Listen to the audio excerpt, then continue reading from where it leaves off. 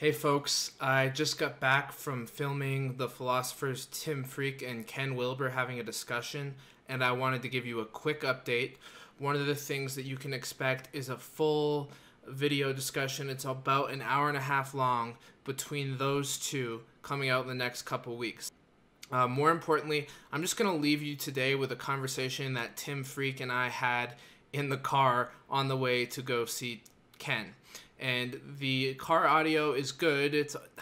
You can hear us on the highway, so maybe it's not great, but I think it will be listenable.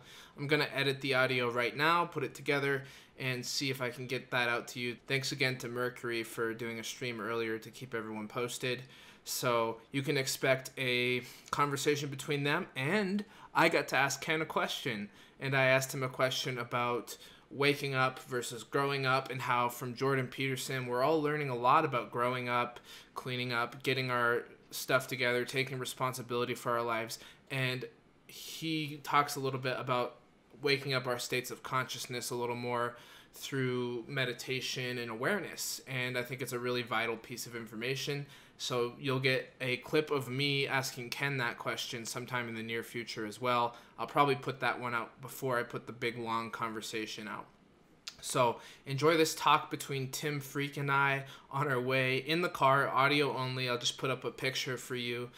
And we get into different topics about Jordan Peterson. We talk about the Jordan Peterson-Sam Harris debate. We talk about the Old Testament, the New Testament. We talk about evolution. We talk about Tim's emergent theory. We get into all sorts of stuff while we're in the car. It was pretty fun. Seriously, everyone, thank you so much. Enjoy this conversation. You know, one of the things that I saw before I came to meet you at your workshop last week, and one of the ways that I get information sometimes is through imagery. Sometimes it's my own projection, and other times maybe it's actual information.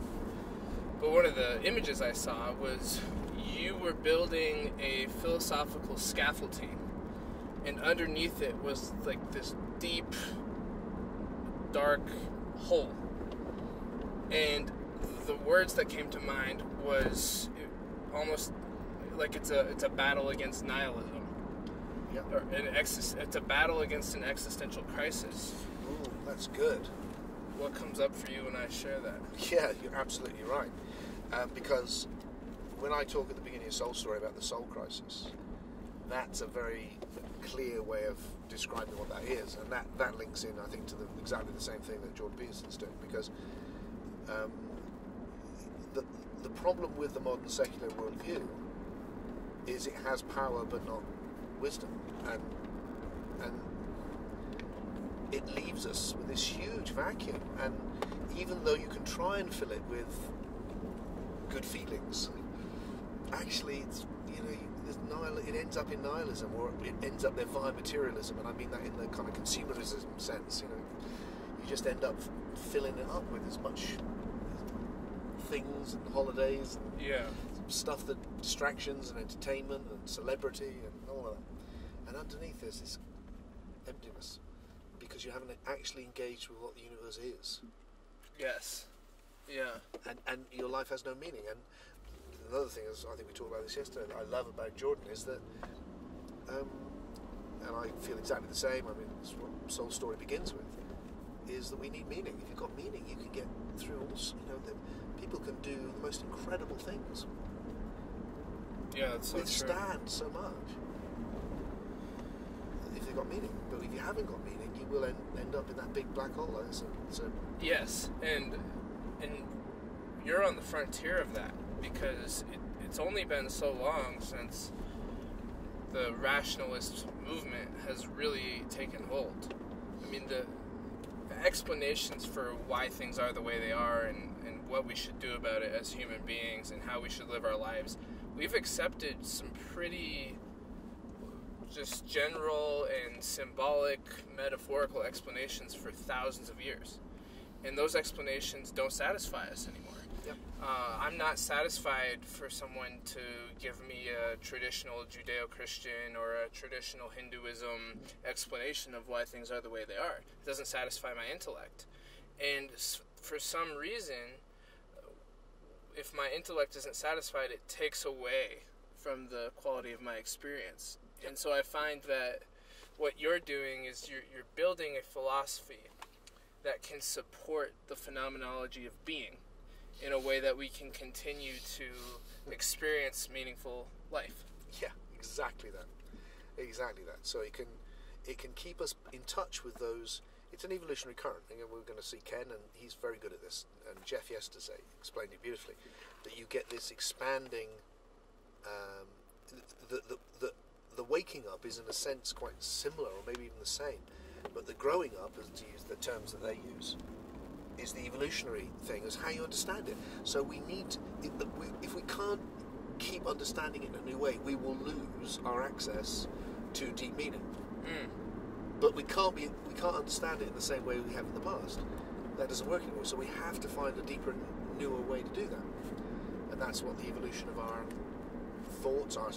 And it's not just like, for me, it's like, the thoughts is not just like a commentary. It's actually the cutting edge of the thing itself. The story we tell is the thing itself.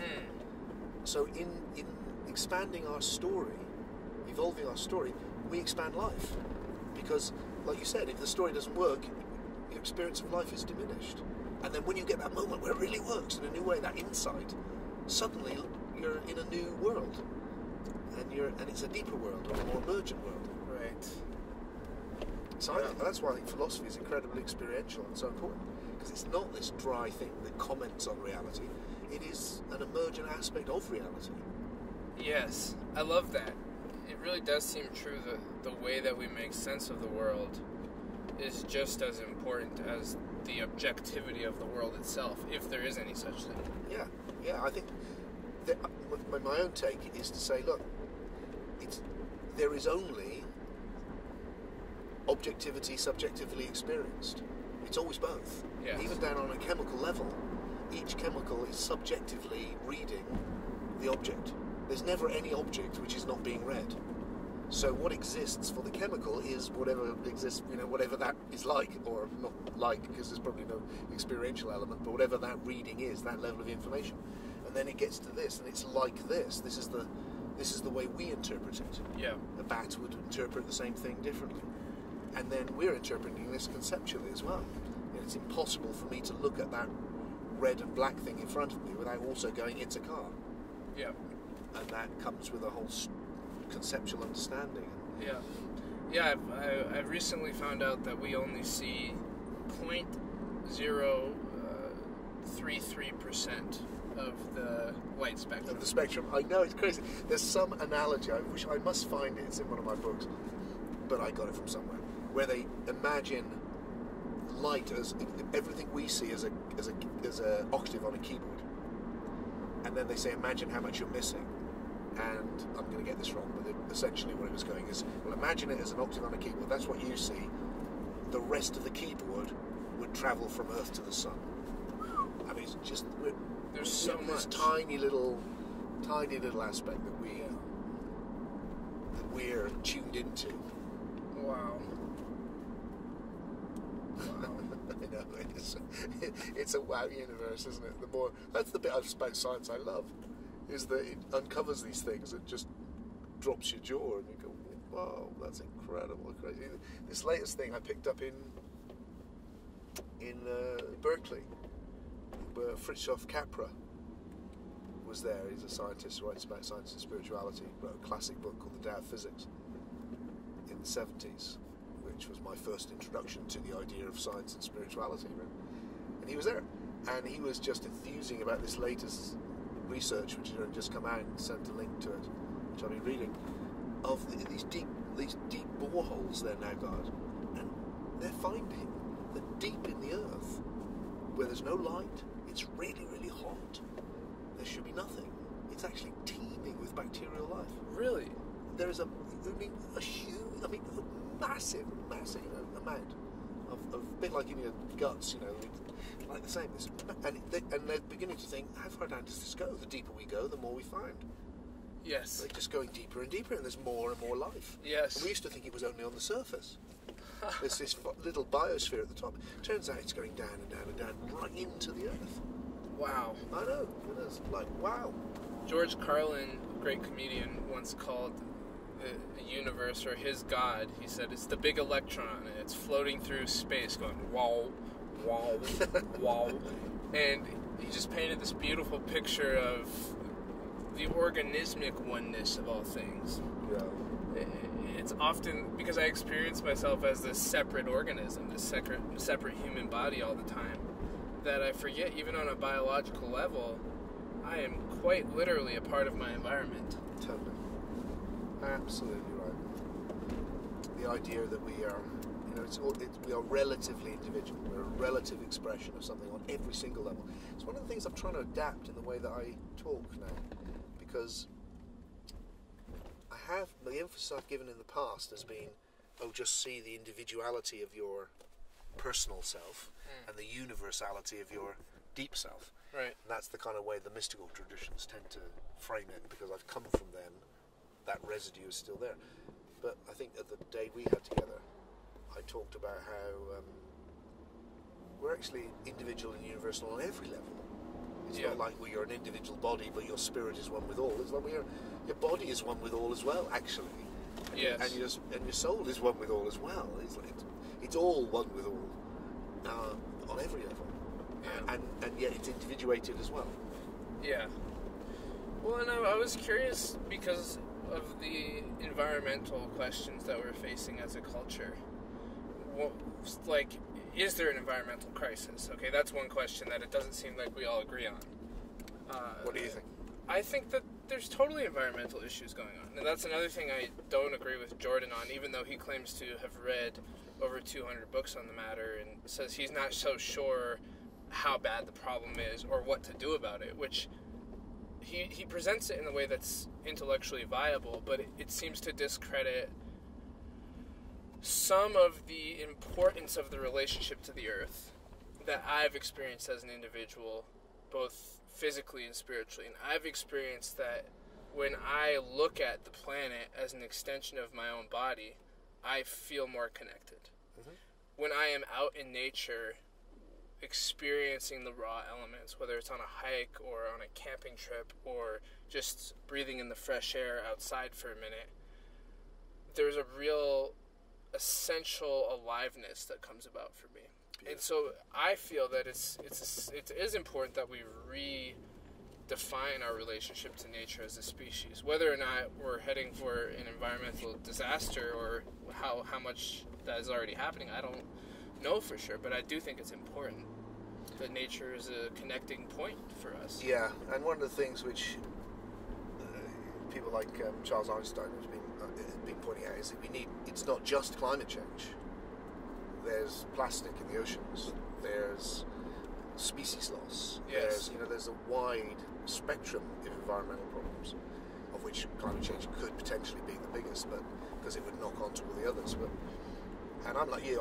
I look at Jordan, and actually, what I get with that sometimes is, are you the thing which he points out so much is vested interest. So, right. For people, why he's suspicious is that people like me in the past, who are progressives, they want to see a massive transformation in society. I grew up, when I was a kid, I looked around me at capitalist society and I thought, this is crazy and horrible. Yes. I don't want to be part of this. Yeah. Clearly Jordan looked around and thought, eventually went, oh, this is great, I like this, more of this. Right. Now, I've come round to understanding how good it's been historically, because I didn't have an historical perspective. So it seemed like this is horrible, but now I understand, oh no, actually it's done a lot of good. But still, I want to move it on. And so I see that, so he sees, there's a vested interest amongst Greens and Liberals who have got a down on capitalism, sometimes a down on human beings. Yes. To go, look, it's killing the planet. So can they be trusted? Probably not. But likewise, there's a vested interest in conservatives and people who are pro the status quo or pro capitalism to try and discount it. And I do wonder whether he does that sometimes. Yeah, that's a really good point, because I sense the same thing. It's maybe he's not so much pushing back against the environmental phenomena as such, but pushing them back against the way it's being used. as a tactic of politics and of nihilism, which he really doesn't like. He doesn't like it when people say, you know, we're heading towards an environmental disaster and therefore humans are a cancer on the planet. Yeah. Which I totally agree with, but you make a great point that we can't ignore the phenomena either, because if regardless of why it's happening or how it's happening, we know that at least something is happening. And if we look at it psychologically or spiritually or interconnectedly, what we find is that people don't feel connected to the planet. They don't feel connected to the earth. They're isolated in their environment and they're not experiencing the elements. That is a new thing in human history relatively to this degree. I mean, for a very long time we were interacting with the elements, whether it be temporarily or not. Human culture has expanded to such a degree that most of us live most of the time within culture and not nature. Yes. But the key thing for me with that is culture is nature. It's a phenotypical extension. Exactly. Yes. Yeah. Great phrase. Yeah, exactly. So look, there's no, you know, this car on this freeway is just what nature has done. Yes. Yes. It's not. It's not separate. It's just as much part of the earth as anything is. Yes. We have just done this with it, and we need to see something else. We need to be, you know, we need to connect back. It's a bit like that whole thing. Like the journey is unconscious oneness, conscious separateness, conscious oneness. So we've individuated from nature. Yes. That's a good thing. Yes. So in a way, very good for our survival. Nature is to the body what the unconscious collective is to the conscious mind. Right. It's the unconscious past from which we've emerged, Wow. and we're living in it, just like we do in the psyche. That's what Jung was looking at, and this is the correlate of it: is plants, earth, bacteria. Right. This is the presence of our past, and we've individuated from it, and then we've learned to manipulate it, and all of that has been pretty amazing. Now we need to realise, oh, hang on a second. Turns out it is us. It's not just a resource. It's us, and so we the need connection to. piece. So then there's the conscious oneness. So we need to be biologically one with the environment. We need to be just like we need to be psychologically one with the universe. Yeah, that's a good point. That's what we're doing. We're paying the price of individuating. But the mistake that Jordan doesn't want to see happen is for us to go backwards to the unconscious. That's why it's nihilistic, because when you say human beings are the problem, or we know there's a great romanticism, if we could just get back to being hunter-gatherers, you know, that was the big mistake. We started farming. I hear that a lot. Right. It's completely romantic nonsense. It wasn't like that. Yeah. Really. And that's never going to ever happen. Ever. No, we're not going back. We're going forward for the better or the worse. That is a completely nihilistic thing. You're wanting us to do something that can never happen. Yeah, that's absolutely right. And I love how you brought it back to we are nature. We're everything that we build, just like beavers build dams, humans build buildings. So we have to accept that as a reality. We also have to, I think, accept our ability to self-reflect and say, are we doing this the right way? Exactly. That's it. That's the difference. So, in essence, the problem that we've created is no different in its essence. What we've done is what nature wants. So we've actually, the problem is we're acting on a biological imperative, which is eat more, have more, breed more, success, more of that. And that's in us. And like the same as a bacteria in a petri dish. Yeah. We've just gone, yeah. Yes. Now, and you know, if you leave the bacteria in the petri dish, eventually it will eat everything in the petri dish, and then it will die. Yeah. And then everything. And we're that. We're hitting the edge of that. The difference is, we don't just exist on a biological level. We're on a more emergent level of evolution, where we can reflect on that and go, okay, so if we keep eating, we just end up obese. So we have to have the will to go, I know something in me is going, eat more, yeah. but let's stop that. And if we just consume more all the time mindlessly, we just end up with garbage everywhere, and you know, we don't want that. Yes. So we have to do it consciously. We have to eat consciously. We have to consume consciously. We have to know when enough is enough. We have to focus our resources on the places we want to.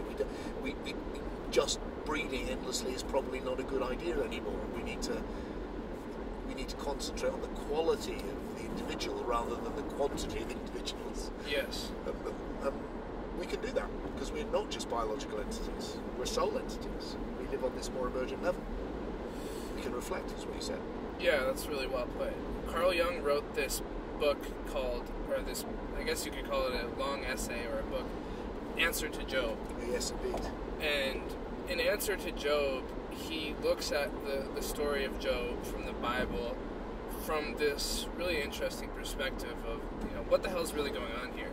And he makes the observation that God's actually kind of a dick. And God's, this God is actually acting incredibly emotional and immature. And he came to the conclusion that God needs us just as much as we need God to become conscious. Can you comment on that? Because I found that to be one of the most profound teachings. Well, I haven't read the book, The Answer to Job, for a very long time, so my memory of it is not that sharp. But in essence, what you're saying there, that's exactly what I'm saying. Yeah. Is that God is a representation in our minds. And what we've done, I think, is we've projected images from the psyche onto the universe. Mm-hmm. So the first thing that human beings do is they project onto the universe around them. They project the images they've got. So animals. So you see the forces of nature are like the animals you're surrounded by, or they're like a mother or a father, or they're like a king.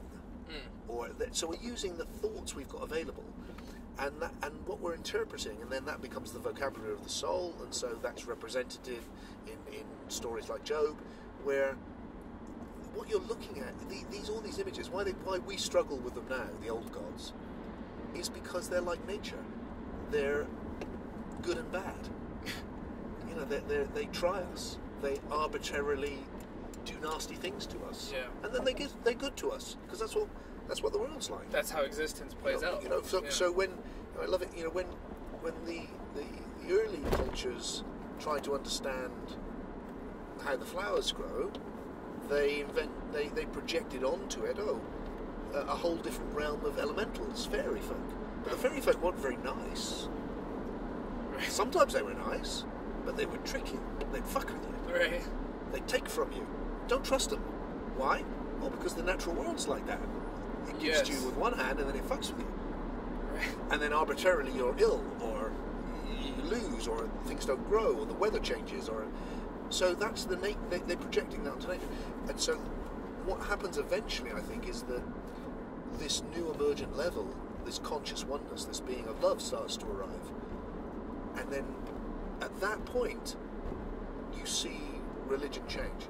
And suddenly it's about it's not looking back on the less emergent levels, it's actually looking at the more emergent level. And that's where you get this God of love coming in. And the key transformation of that, I think, is the rising of Christianity. Oh, really? Gnosticism. Where it's where you get the clearest statement that God is love. Yeah, Jesus really brought that home. And you get this message, which is that what the Gnostics are doing is they're replacing the God of law with the God of love. Yes. And that's also a New Testament, Old Testament. Yeah. Paralogical, to put it exactly. here. So the Old Testament, why it's the Old Testament, is that's the way that was the relationship with Yahweh, the thunder god, who was the God of Job. He's the God who's arbitrary, like nature, or like the emperor. He may smile on you, he may not. Yes. You may not even know why he's doing it. He may be just doing it to test your loyalties. He may be just a fuckwit. Or he could be really kind to you. And then you suddenly get this, no, we're replacing that now with this God of oneness, this God of love. Yes. And with that come a whole new set of rules. So the rule now is forgiveness. And the rule is turn the other cheek and embrace your enemies. And a whole new, it's no longer an eye for an eye, tooth for a tooth, or the old justice rules. Yes. And one of the things that Peterson's observed is the importance of revitalizing the Old Testament as a compensation for the inadequacies of strictly New Testament thinking, because... Now tell me more about that, because I'm not sure I get that. Because in the view of it is that it's not strong enough. The New Testament? That's the view that both Carl Jung and Peterson have kind of expressed, that when Jesus came, it was too much love and not enough grit. I'm putting it in my own words, but in a sense, Jung thought that the reason that the Bible ended with Revelations, it was to compensate for the fact that the Jesus teachings were too open, or too they didn't have that logos principle enough in it. And I'm curious what your thoughts, because I need to think about it more, Testament? But my initial reaction is I disagree with that completely. Oh, really? Absolutely disagree with that. I think that's fundamentally mistaken. First of all, I mean, in my perspective, the New Testament is part of a wider Gnostic mythology. There is no Jesus. This is a Gnostic figure. It goes right back into the ancient world, just as much as the Old Testament is referencing the whole of the pagan heritage, which is the myths of the dying and resurrected God-man. So its heritage is huge. I mean, it is literally the oldest story ever told. It goes right back to ancient Egypt and Osiris, and it's about death and rebirth. It's about the myth of a Sophia who's lost in the world and rescued by the Christ, by the higher identity of spirit. So, you know, and the idea that somehow this hasn't got enough grit. I mean, I would tend to say that the modern world has still got too much grit. I mean, it's one about a guy being tortured to death to redeem the world. Well, that's a good point, and I have to say that I don't know if I represented the ideas that I was talking about correctly, but I'm saying it as well as I can. You could well, and I've listened to a little bit of Jordan's stuff on the Old Testament, and I have to say, you know, I love listening to him because he's a smart guy, but it didn't feel that strong to me. Really? Not really.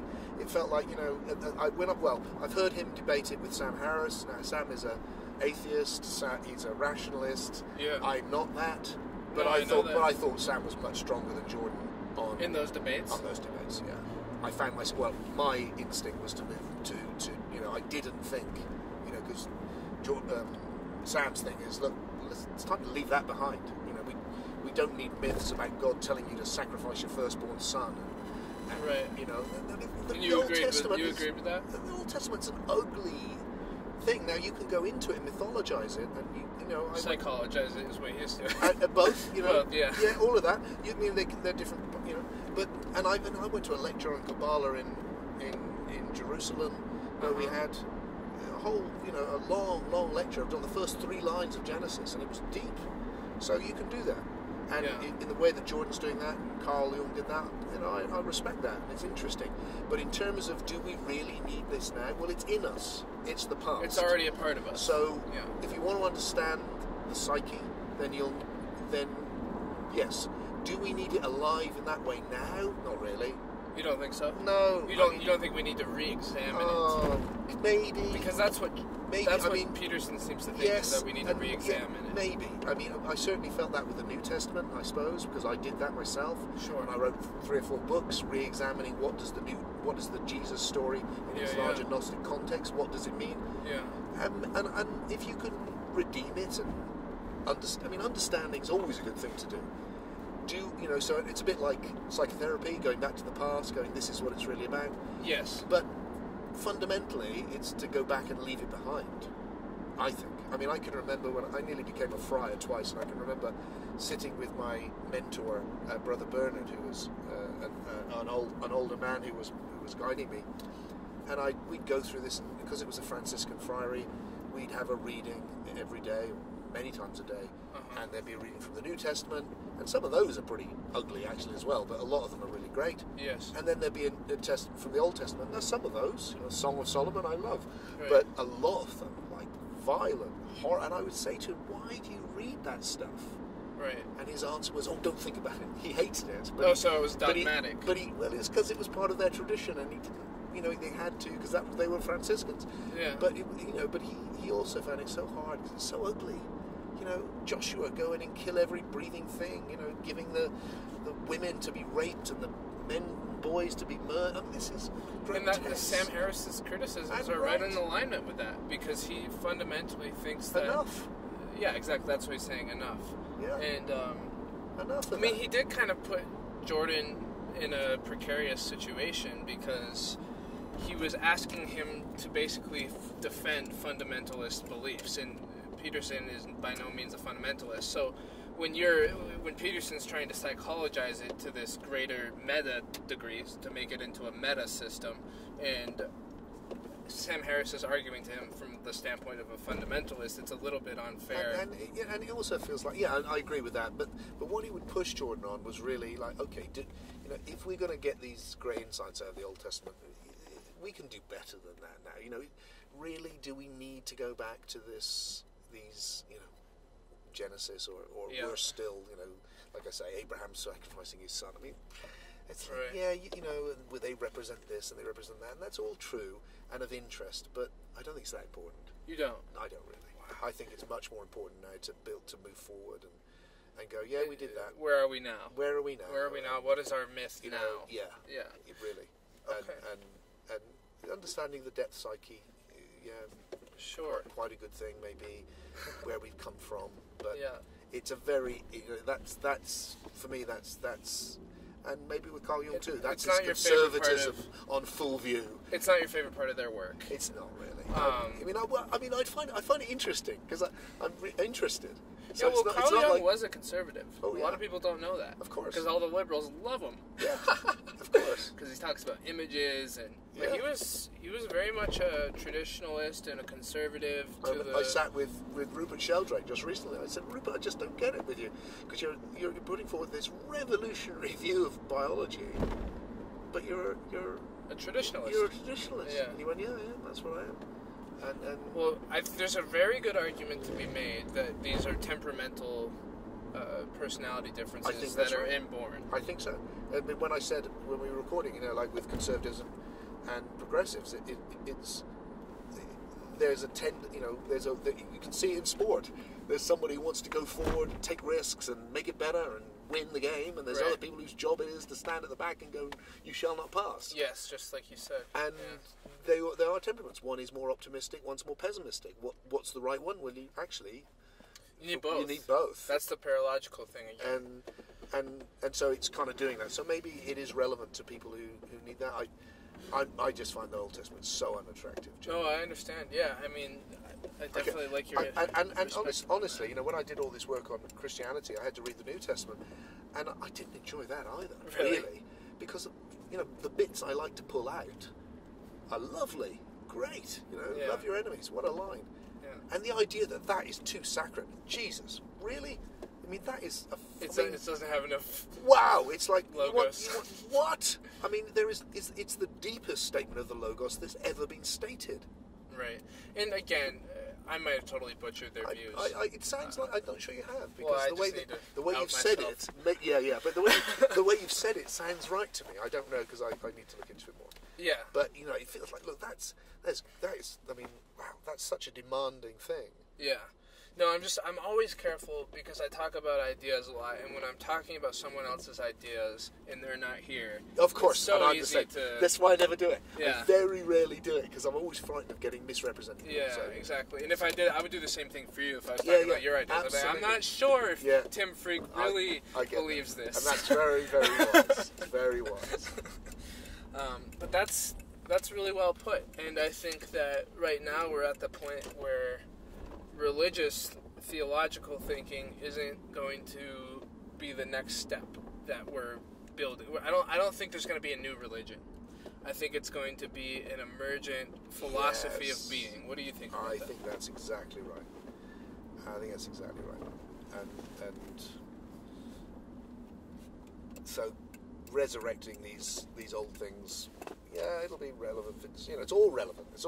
It's helpful. I personally, I'm not convinced that that's a particularly important thing to do. Yeah. Not compared to expressing the new and moving us forward. The other fascinating thing that's emerging, and I've been right on the leading edge of some of the New Age scenes, and I have a lot of criticisms about New Age thinking, but there are some components of it that are really viable, I think. And one of them is this idea of creating your own higher power, having a relationship to your own spirit animals, totems. Whether you could look at them from the Jungian point of view, where they're psychic projections, or you could look at them from the point of view of you're having a relationship with some energy field. It doesn't really matter. But this new idea that you can kind of create a relationship to this higher self or higher image is fascinating to me. Yeah, and I think it's a new version of an old thing, and it's about going back and picking up themes which were there right from shamanic times, and, Yes. and integrating them back in, so they become new because and in that way I can see maybe what Jordan's doing, and he's doing the same thing with the Old Testament. He's going, let's go back and find the good thing in it, and maybe I'm overcritical because I just I just don't like it, and I don't like what he's done, and and so I'm more akin to Sam in that way, and my own work. So I've got a vested interest in not the Jesus Mysteries, but the Laughing Jesus is an onslaught on literalist religion, and just going, look, the problem for us when we did it was all the atheists that did it found a large audience but all of them, we had a both and approach, and it did find a good audience, but nowhere near as much because it wasn't dismissing religion. It was going, oh, there's something really good in here, but it's just not this. Wow. And taking this literally is disastrous. Well, I need to find us a parking spot now. Cool. So I'm going to turn this recording off and check it out later. Cool.